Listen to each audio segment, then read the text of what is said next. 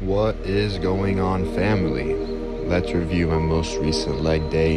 I got all green arrows on all exercises, so let's pay attention on what I was looking for. Last session of calves, I hit a high rep sesh with the hundreds, 9 and 7, only the 90s at the end. So to grow, I need to hit 100 for 10 or more, or hit 110 plus, but I'm not gonna do that because 9 was my highest rep. So I went for 10, then 7, and I didn't want to push my leg, so I stayed at 90 and did 4 more reps. So that's how you do it.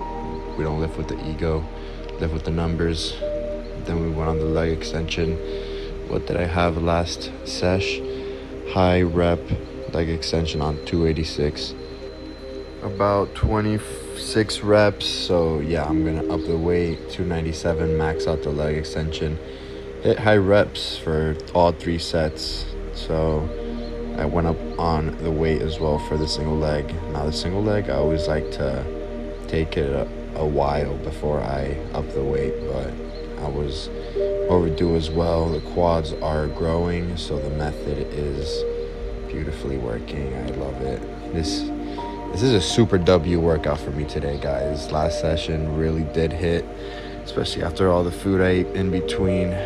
Just hopped off that. Pendulum squat, high rep with the 90s. So it's time to up the weight. 100 pounds.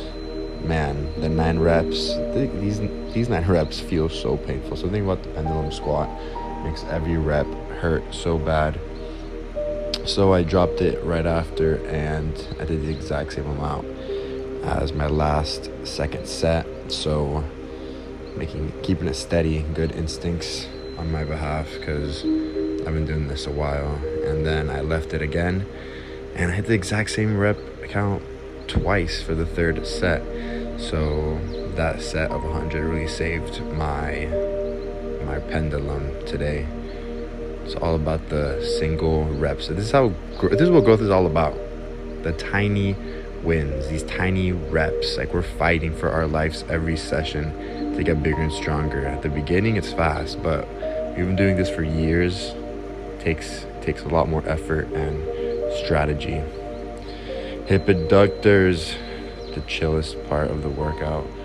My favorite, look, 3 greens, volume reps and pounds per rep all went up beautifully, because the last one, if you guys remember, I hit tiny reps. Look at this, a total of a little over 13. This is 13 reps last session. So I murked it with the slow progression up.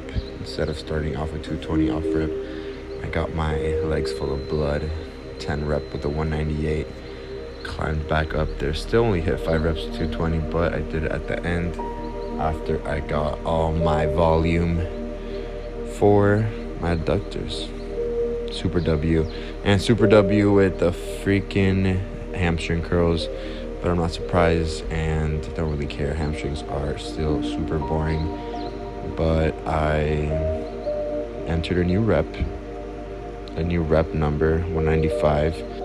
Hamstrings are so boring. Leg day is so boring in general, but you gotta do it, because if you want to have a huge upper body, you have to have legs to make up for it. You can't have tiny legs.